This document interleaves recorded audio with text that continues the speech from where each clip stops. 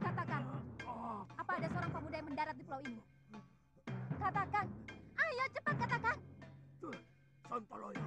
Kalau kamu tidak mau jawab, kupatahkan satu demi satu tulang-tulangmu. Ayo jawab. Gombal bodol. Katakan. Iya. Tapi kuda itu dimasukkan penjara di bawah tanah. Di mana? Di balik bukit itu, Neng. Ada sebuah rumah. Pulau ini tidak terlampau besar untuk aku mencarimu atau membunuhmu. Kalau ternyata omonganmu itu bohong. Benar, Neng. Saya tidak bohong. Saya tidak bohong.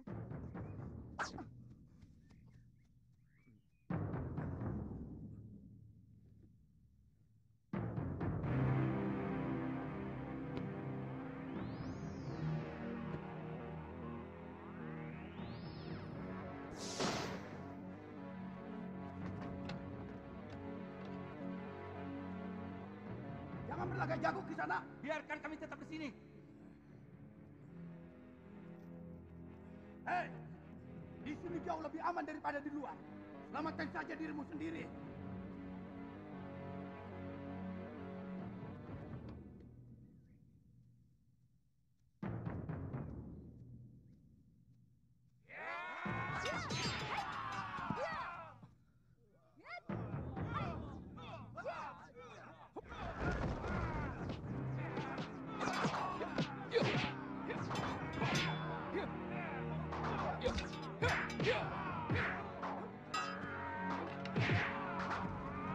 Kurang ajar. Benar-benar luar biasa anak muda itu.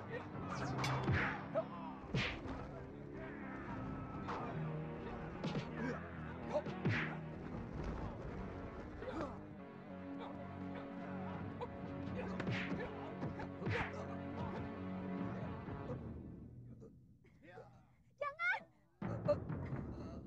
Jangan bunuh kakek saya! Kasihanilah dia. Saya bersedia menjadi budak Kisanak. Kalau Kisanak mau mengampuni kakek saya. Baik. Kalian semua saya ampuni. Tapi mulai sekarang, kamilah yang menguasai pulau ini. Kami? Kami dari perguruan Sugalu. Aku Putri Empu Mahsyura. Dan dia adalah murid utamanya. Satu yang ingin kutanyakan pada kalian. Aku mencari ibuku. Yang telah dibuang dengan hukum yang semena-mena. Oleh Bresdayu. Saya memang pernah mendengar bahwa Adi Aksa Sedayu mengirimkan 3 orang hukuman. Tapi sampai sekarang belum pernah tiba di pulau. Mungkin kapalnya terserang badai. Karena bulan-bulan ini memang musim barat. Perintahkan seluruh rakyat Tuan untuk mencari orang yang terdampar di pulau ini. Baik, Dewi. Sisir seluruh pantai. Bebaskan semua orang yang dipenjara bawah tanah. Maaf di sana. Mereka manusia-manusia bejat. Sangat bejat. Mereka pasti akan membuat onar kalau dibebaskan. Itu tanggung jawab saya.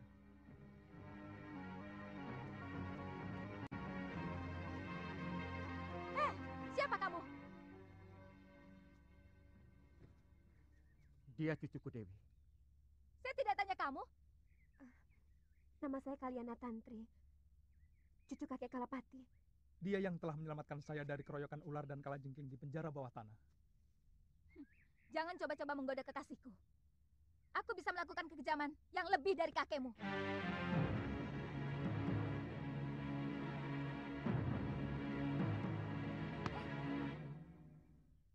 Nyai yakin kakak empu pergi semedi?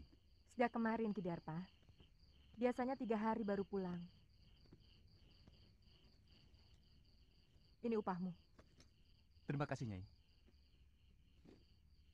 Kamu yakin Nyai Sintawati sudah dikirim ke Momongan? Sudah, Nyai. Tapi kapalnya tenggelam terkena badai.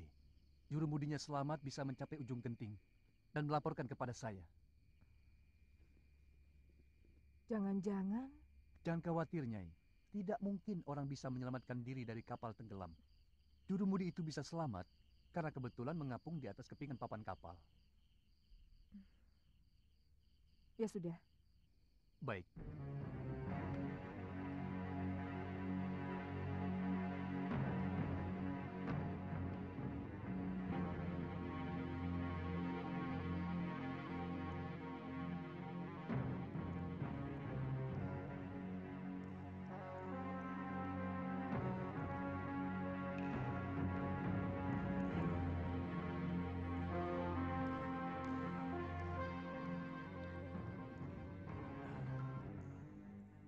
Kenapa wajah Nila Saroya dan Darpasura selalu mengganggu pikiranku?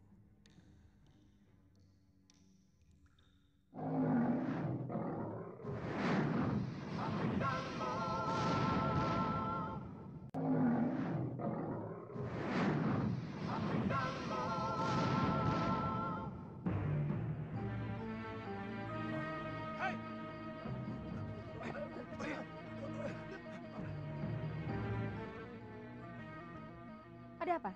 Maaf, Nyai. Kami kira maling yang mau menyusup ke dalam balai pusaka. Apakah tingkah laku saya seperti maling? Maafkan saya, Nyai. Kakang Mahasyura menyuruh saya untuk membersihkan bilik pusaka Padepokan sebelum berangkat bersemedi. Dan sekarang saya baru sempat.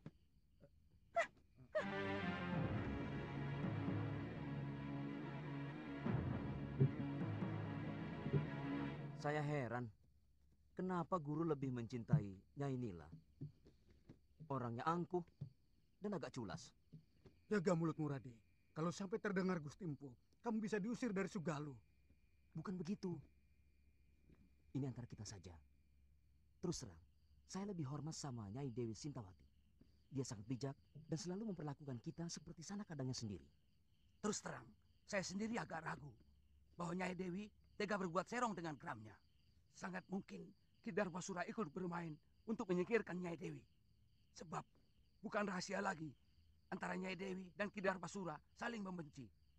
Karena adik Gusti Empu merasa tersingkirkan oleh pengaruh Nyai Dewi selama ini. Dan si Gramya itu kan murid yang paling jujur. Mana mungkin dia tega mengkhianati guru? Pendapat Rade dan Adi Bendo memang ada benarnya. Saya pernah memergoki Ki Darpasura dan Nyai Saroya terlibat pembicaraan yang kelihatannya sangat penting. Sebelum Nyai Dewi dituduh melakukan perbuatan aib. Bukan tidak mungkin mereka bersekongkol untuk menyingkirkan Nyai Dewi. Karena kedua belah pihak sama-sama diuntungkan.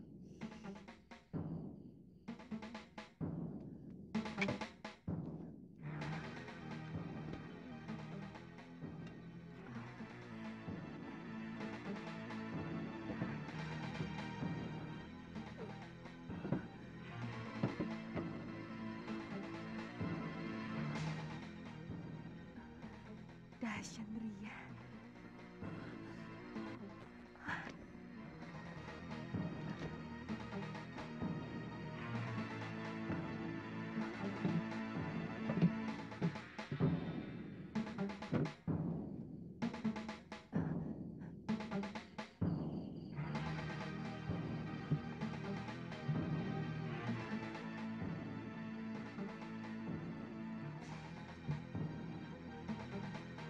Lihat, apa yang dibawanya? Jangan-jangan dia mencuri pusaka Padepokan. Itu tanggung jawab kita. Apalagi Gusti Empu sedang seperti.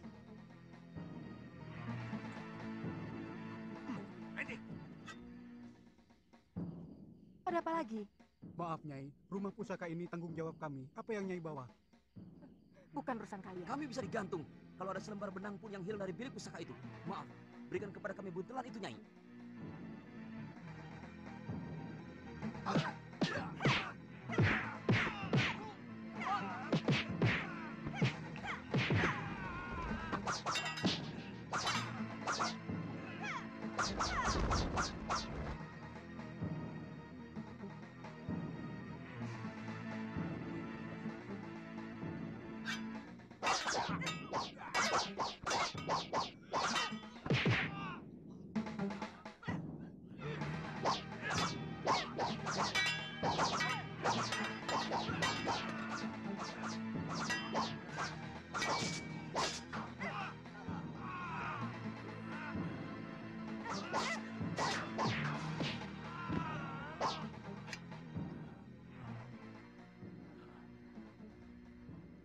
Kenapa kau lakukan itu, istriku?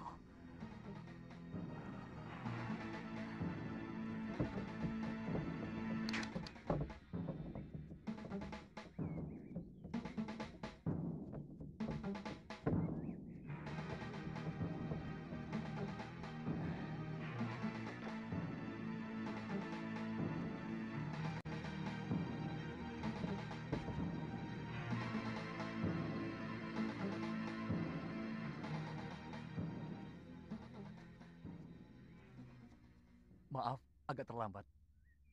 Saya harus menangani orang-orang yang Nyai bantai semalam. Terpaksa saya lakukan, Ki. Mereka mau menghalangi saya. Kita berangkat sekarang? Rencana Nyai sudah benar-benar mantap. Kamu pikir saya benar-benar mencintai orang tua macam Mahashura, meskipun dia sangat sakti? Selama ini, saya terpaksa berpura-pura mencintai dia, karena saya butuh ilmunya. Tapi Kakang Mahashura selalu melarang saya berlatih ilmunya, dengan alasan perut saya. Bagaimana nanti dengan anak Kakang Mahashura yang sedang Nyai kandung? Ini anakku. Aku sangat yakin anak yang aku kandung ini bukan anak Kakang Mahashura. Karena ketika dia mengawiniku, aku sudah 2 sasi terlambat bulan. Aku akan kembali ke padepokan dekat Gunung Parang. Mari, Nyai. Aku akan menghimpun kekuatan dari perguruan Halimun Petak. Untuk itu, saya mengajak Ki Darpashura bersama-sama menegakkan kekuatan perguruanku yang sudah hancur oleh Sudamani. Ada dendam perguruan yang masih belum tuntas. Kalau tidak salah, perguruan Halimun Petak adalah Empu Ranggasuli. Iya, ayah saya. Oh. Saya yakin Nyai sudah tahu perseteruan antara ayah Nyai dengan Kakang Mahashura. Itu kenapa saya harus minggat dari Sugalu. Siapa nanti yang akan menjadi guru di sana? Kamu sendiri, Ki. Nanti kalau anak ini sudah lahir, aku yang akan menggantikannya.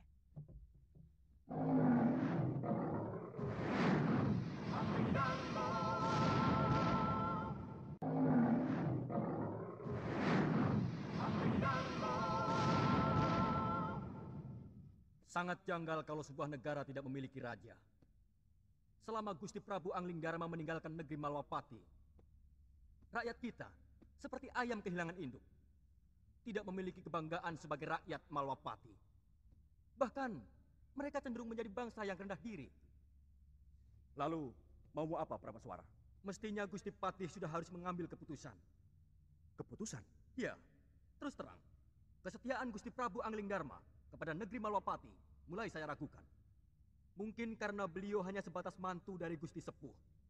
Sebenarnya Gusti Patih jauh lebih berhak untuk menjadi raja. Karena kalau saja tidak ada sayembara memperebutkan mendiang Gusti Dewi Setiawati, maka Gustilah yang seharusnya menjadi raja.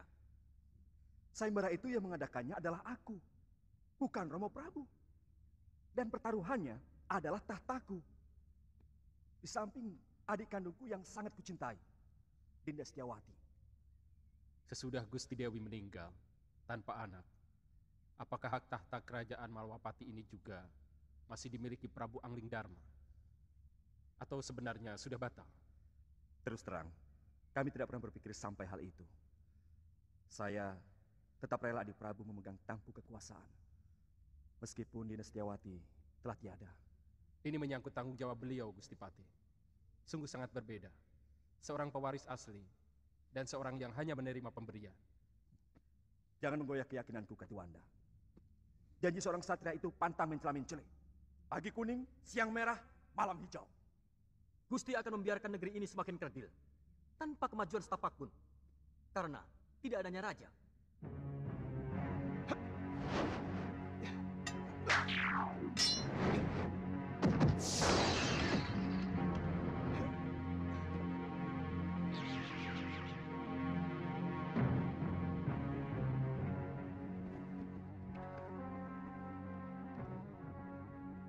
Tidak, tidak benar semua ini. Siapa kamu? Apa aku sudah banyak berubah, Kakang Madrim? Adik Prabu seorang yang sangat santun. Sedangkan caramu datang sembunyi-sembunyi seperti maling. Maafkan aku, Kakang Madrim. Sebenarnya aku ingin membuat sebuah kejutan kepada kalian. Tapi mendengar pembicaraan kalian barusan, membuat aku kurang bernafsu. Maaf, aku masih menyaksikan kebenaranmu sebagai Prabu Angling Dharma. Apakah kamu sanggup meyakinkan aku bahwa kamu adalah rajaku? Kamu menantangku, Kakang Madrim? Aku wajib meyakini kebenaran dari raja negeriku.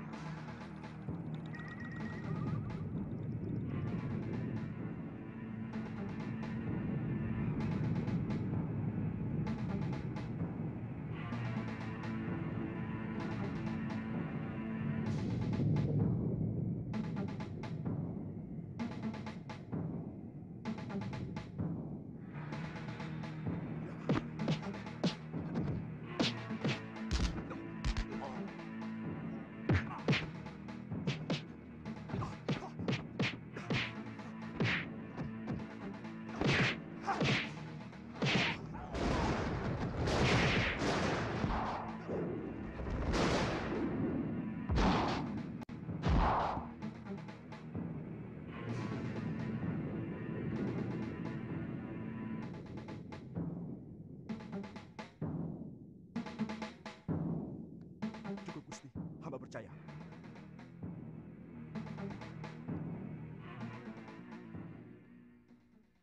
Pengembaranku ternyata tidak sia-sia, Kakang Madrim. Aku bisa melihat langsung apa yang terjadi di kalangan rakyatku. Berbagai macam bentuk kehidupan yang selama ini belum pernah saya lihat dari tembok ke daton. Sudah merupakan kebiasaan.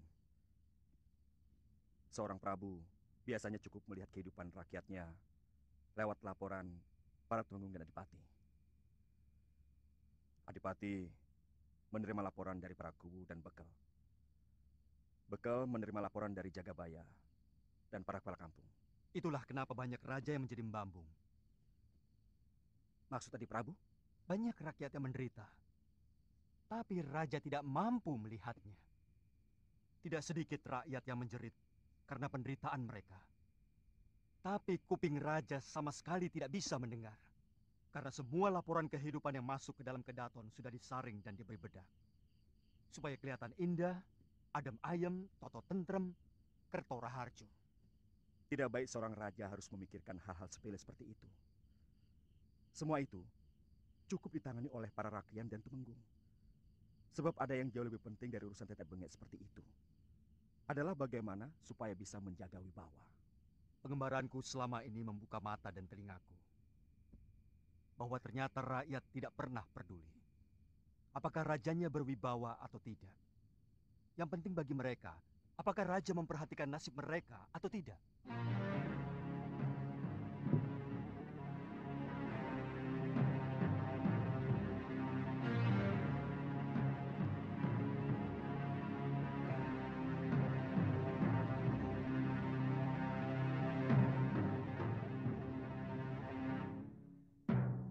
Semua kitab pusaka terbaik ciptaanku dicuri. Aku yakin ada orang lama perguruan Sugalu yang mempengaruhi istriku.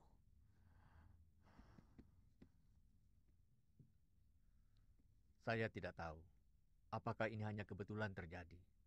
Sejak Nyai Nila pergi, Ki Darpasura tidak pernah kelihatan di rumahnya maupun di padepokan.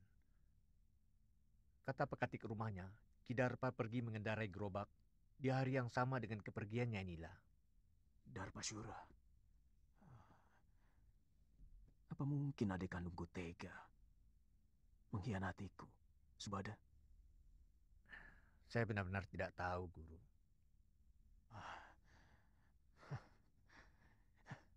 Siapapun boleh meninggalkan padepokan Sugalu ini. Tapi tidak dengan cara buruk seperti ini.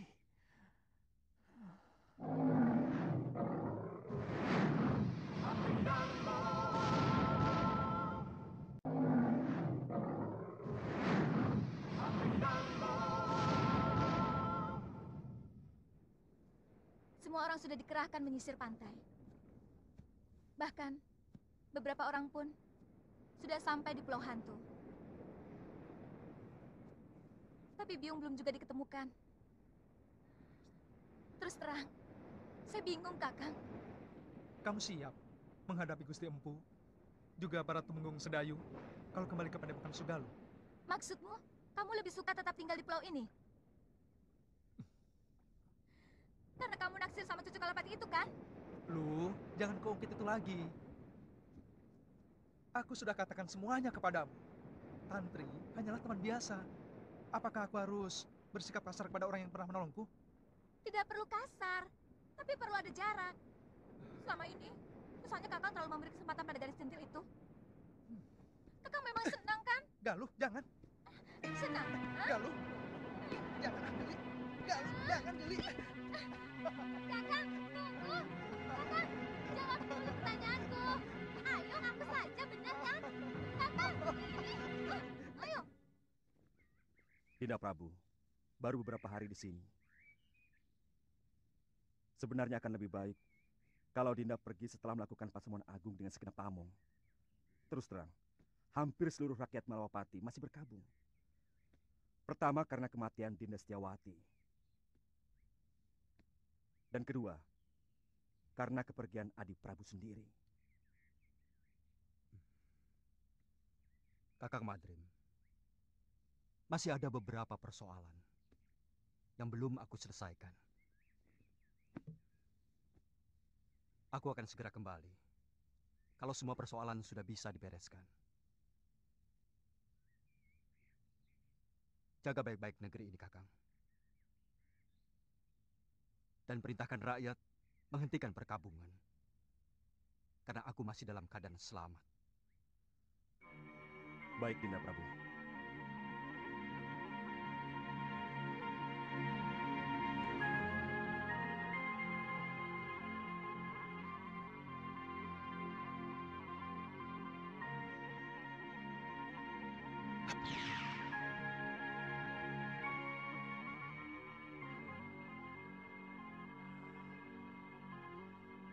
Aku ingin tahu apa yang sebenarnya Adi Prabu lakukan.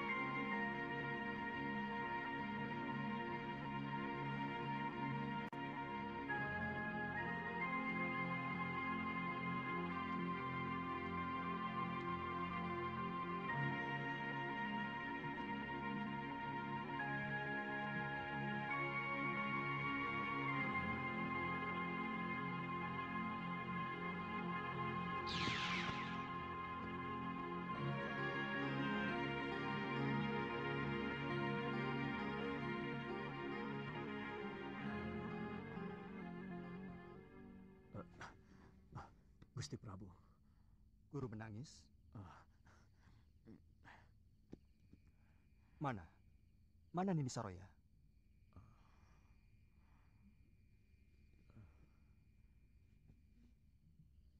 Sejak siang saya duduk di sini, merenungi nasib buruk yang sedang saya alami. Hampir dengan waktu yang bersamaan, saya kehilangan segala-galanya, Gusti. Mungkin juga harapan saya. Apalagi yang terjadi, Guru? Rupanya itu Guru Dinda Prabu. Terus terang, hati kecil saya tidak percaya bahwa Sintawati melakukan aib yang menjijikkan itu. Tapi Guru tidak berusaha melakukan apapun? Sejak itu hati saya selalu gelisah.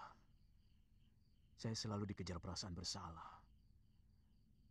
Lalu saya melakukan semedi memohon petunjuk kepada Sang Pencipta. Apa yang harus saya lakukan? Ternyata hal yang tidak pernah saya duga sama sekali memukul batin saya lebih berat lagi, Gusti. Nila Saroya minggat setelah mencuri beberapa kitab perguruan Sugalu. Darpasyura, adik kandung yang selama ini saya bimbing, telah berkhianat. Saya curiga, dia juga yang mengatur pelarian dan pencurian. Dia minggat bersama Nila. Saya ikut berbela-sungkawa, Guru. Soal kitab tidak terlalu mengganggu pikiran saya. Saya masih bisa menyusunnya kembali. Tapi bayi yang dalam kandungan Nila itu adalah darah daging saya, Gusti. Bayi itu bukan anak Guru, bukan titisan Guru. Ketika Guru mengawini Nila Saroya, dia sudah 2 sasi tidak datang bulan. Dari mana Gusti Prabu tahu? Saya kebetulan melihat mereka berdua di tengah hutan. Dan mendengarkan pengakuan Nila Saroya, bibit yang dia kandung adalah titisan Sudamani yang telah memperkosanya ketika semua saudara seperguruannya dikalahkan oleh pendekar Durjana itu. Dia? Nila Saroya, putri Mpu Ranggasuli dari perguruan Halimun Petak. Ranggasuli. Dia telah tewas di tanganku. Waktu terjadi perseteruan antara Padepokan Sugalu dengan Padepokan Halimun Petak. Tapi saya yakin, apa yang dilakukan Nila Saroya bukan karena dendam kepada Guru, tapi dendam dia kepada Sudamani. Apa maksud Prabu? Supaya saya tidak menghukum Saroya maupun Darpasyura? Paling tidak Nila Saroya, karena sebenarnya dia wanita yang perlu dikasihani. Guru masih bisa memperbaiki kesalahan dengan mencari kembali Galuh Parwati dan Nyai Sintawati. Saya yakin Darpasyura telah membunuh Dinda Sintawati dengan cara menenggelamkannya di laut. Saya benar-benar jadi orang kalah, Gusti Prabu.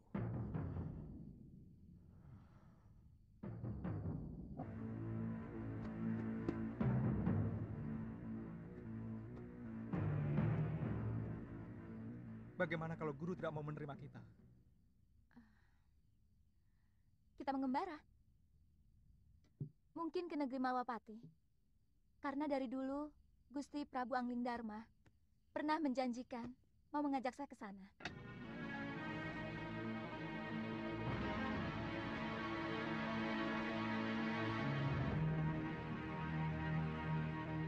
Saya sudah minta dibuatkan ketupat untuk bekal selama pelayaran kita.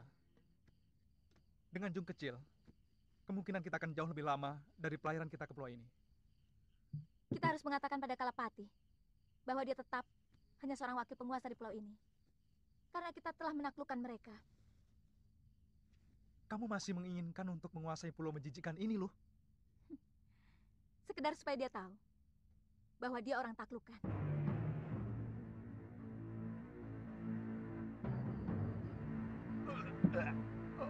Pokoknya kakek harus menahan Seliwa di sini. Buat apa?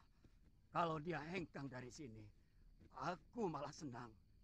Dan pulau ini akan menjadi milikku lagi. Kek, saya mencintai Suliwa, Kek. Saya bisa mati kalau harus berpisah sama dia, Kek.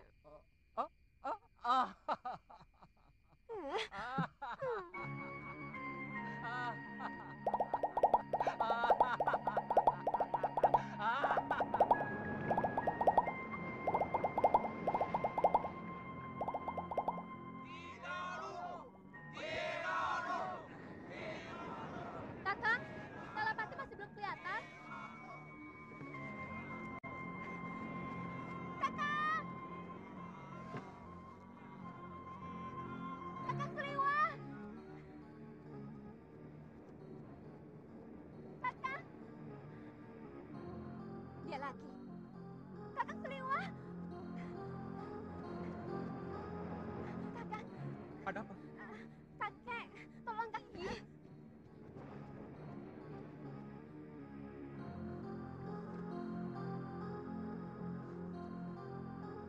Kenapa kakek? Dia tiba-tiba pingsan. Tolong kakak. Pingsan? Sebentar ya. Loh, Apa? Sana, tolong kakek si centil itu. jangan begitu. Bagaimanapun, saya tidak bisa melepaskan kewajiban saya sebagai seorang tabib. Saya kan tidak melarangmu. Lagi pula itu bukan urusanku. Sebaiknya kau ikut. Bagaimanapun, kita perlu bicara dengan Kalapati.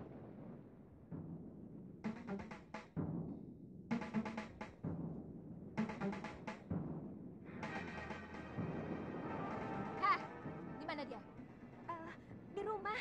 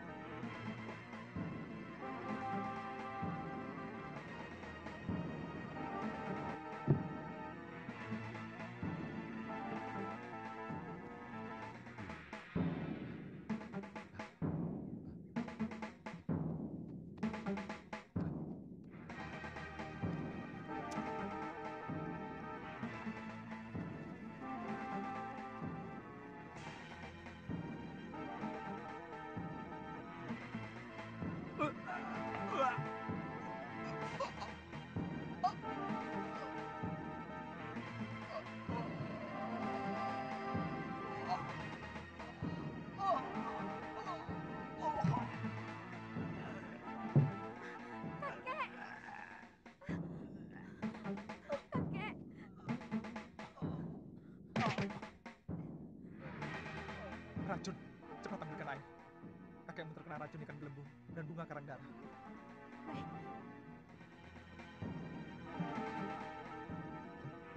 Masih bisa diselamatkan, Kakang? Tugas seorang tabib adalah berusaha.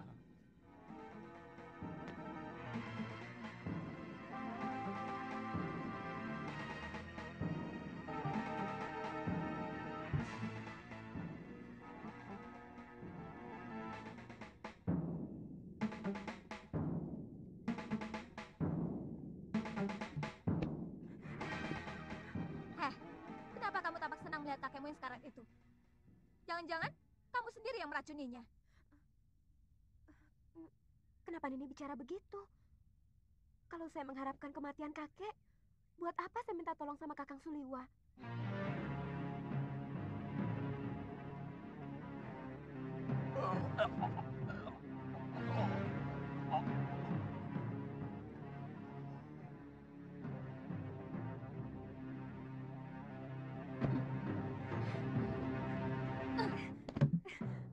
Jangan berani-berani menggoda kekasihku, Tantri.